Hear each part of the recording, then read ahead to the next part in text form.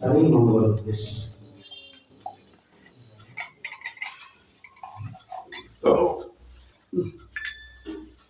তো আমরা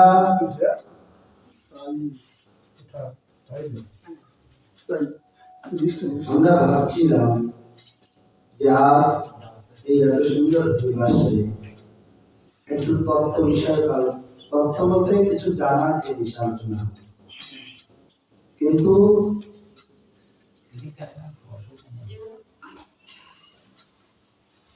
আপনাদের এই আসরে যে আমরা সবাই কিভাবে অনুষ্ঠান হয়েছিল, তাতে যে ভাবার কথা হচ্ছিল, সেই বিষয় ছিল উদ্ভব সন্দেশ। সেটা আমরা অন্তত রেখেছি।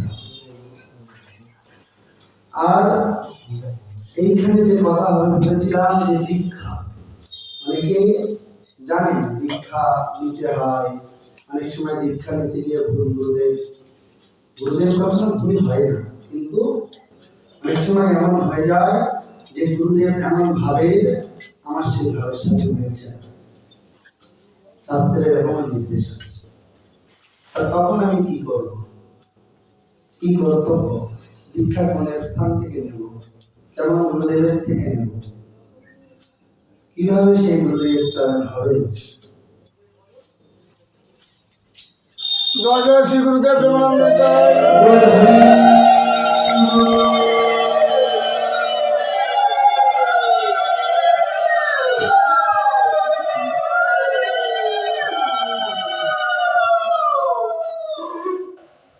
তো আপনারা যে বিষয় চাইবেন, যদি দীক্ষার বিষয়ে জানতে চান, তাহলে উত্তম সন্দেশ। উত্তম সন্দেশ হলো অত্যন্ত মর্মান্তিক বিরহ বেদনা একটি অধ্যায়,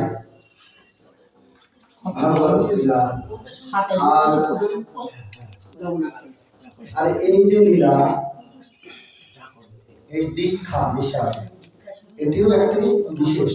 এবারে আপনারা ঠিক করুন যে কোন বিষয় শুনবেন। ওখান থেকে রাখিয়ে দিলে একদম ও একটা বলবে রেডি।